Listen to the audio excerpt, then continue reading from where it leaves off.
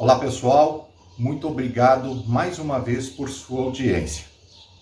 Antes de começar o vídeo de hoje, eu gostaria de agradecer a cada um de vocês que clicam, que assistem os vídeos, que comentam lá no Facebook.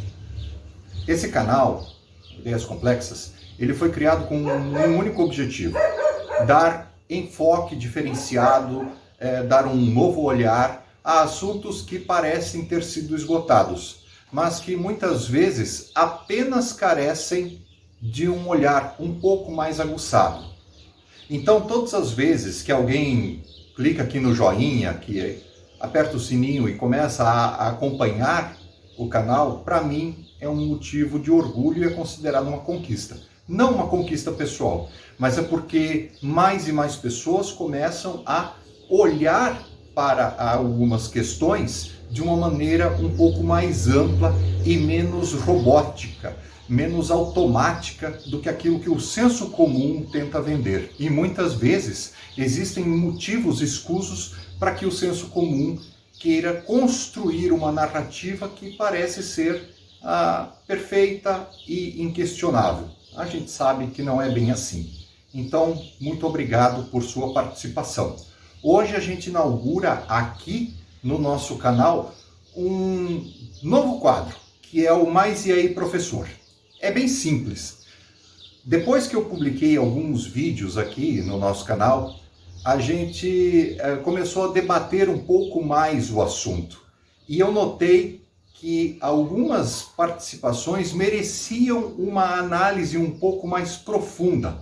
Então fica agora um convite. Se a partir de agora, dentro de algum vídeo, você quiser participar, debater, dá um pulinho lá no nosso canal do Facebook, curte a página, dá o seu depoimento, faça a sua análise e a gente volta a se ver aqui num vídeo específico para aquilo que você colocou lá. É óbvio que eu não vou conseguir responder a todos, mas os assuntos mais pertinentes, mais abordados, mais debatidos, vão se tornar objeto, sim, do Mais E Aí Professor.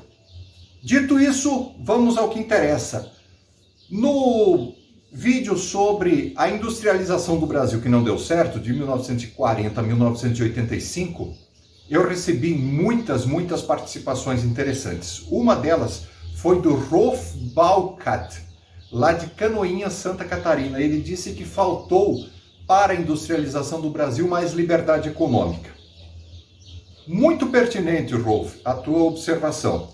Vamos entender que, em primeiro lugar, a partir do golpe da República de 15 de novembro de 1889, o Brasil nunca foi um grande amigo do liberalismo econômico, né? Os barões do café, que foram aqueles que patrocinaram o golpe e que, no final das contas, queriam ganhar o Estado para si, logo notaram que eles estavam sozinhos, que não tinha mais um freio, que não tinha mais alguém que lhes dissesse: olha, daqui para frente a lei e a moral não permitem que vocês avancem. Afinal, eles se tornaram donos do Estado, né? O exemplo mais claro disso, de que eles se tornaram donos do Estado e sentaram em cima do cofre do Tesouro Nacional com as chaves nas mãos, aconteceu em 1906 com o Convênio de Taubaté. O que é que foi o Convênio de Taubaté? Foi uma reunião de cafeicultores ali de Minas Gerais, São Paulo e Rio de Janeiro, que acertaram entre eles que a partir daí seria o governo brasileiro, seria o Estado brasileiro, seriam as finanças brasileiras que arcariam com os seus interesses de lucro. Eles viram em 1906 que a saca do café estava oscilando muito na Bolsa de Nova York. Naquela época, esse tipo de produto não era negociado na Bolsa de Chicago, como é hoje. Era na Bolsa de Nova York. E eles notaram que eles estavam ao sabor dos interesses do mercado internacional e não segundo o que eles achavam que eles mereciam como plantadores e cultivadores de café. Ou seja, eles não queriam seguir as regras do mercado, eles queriam criar as suas próprias regras. E aí, em 1906, eles se reúnem em Taubaté, né, na cidade paulista de Taubaté, e acertam que a partir daí o Tesouro Nacional garantiria para eles o preço mínimo do café. Ou seja, o que eles fizeram foi dizer ao contribuinte, olha, quando a saca do café estiver com um preço alto, nós lucramos. Quando houver baixa, e essa baixa representar perigo para os nossos lucros, então quem paga a conta é o governo. Quem paga a conta é o dinheiro do contribuinte, para que nós possamos continuar a ter os nossos lucros. Isso foi até 1929. Como todo mundo aqui sabe, 1929, craque da Bolsa de Nova York, né? O preço do café vai lá no pé, o governo brasileiro não tem mais dinheiro para sustentar essa política de preço mínimo e até o próprio governo brasileiro cai, né? Acaba a República Velha, vem 1930, a Revolução, Getúlio Vargas no poder. Só que aí a gente acha que a coisa vai mudar, né?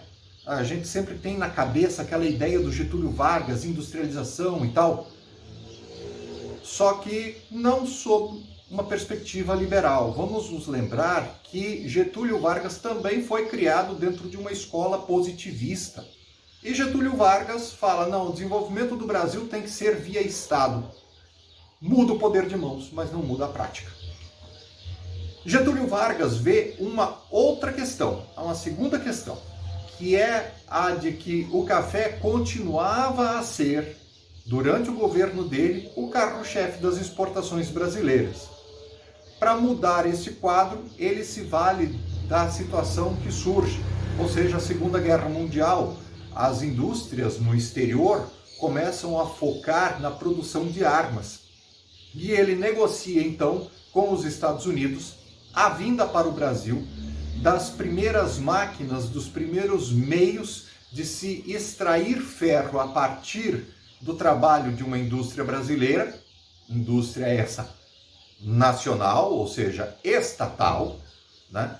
E a transformação deste ferro em aço. Nasce a primeira siderúrgica nacional. Nasce a Vale do Rio Doce para extrair o ferro e a CSN para produzir o aço. Produzir aço para mandar para os Estados Unidos fabricarem armas. E, além disso, outras indústrias começam a surgir, todas elas voltadas para a industrialização de base do Brasil e a transformação da economia nacional, sob a tutela do Estado. Ou seja, nada de liberdade econômica, nada de liberalismo, nada de livre iniciativa. Se ela existia de forma secundária.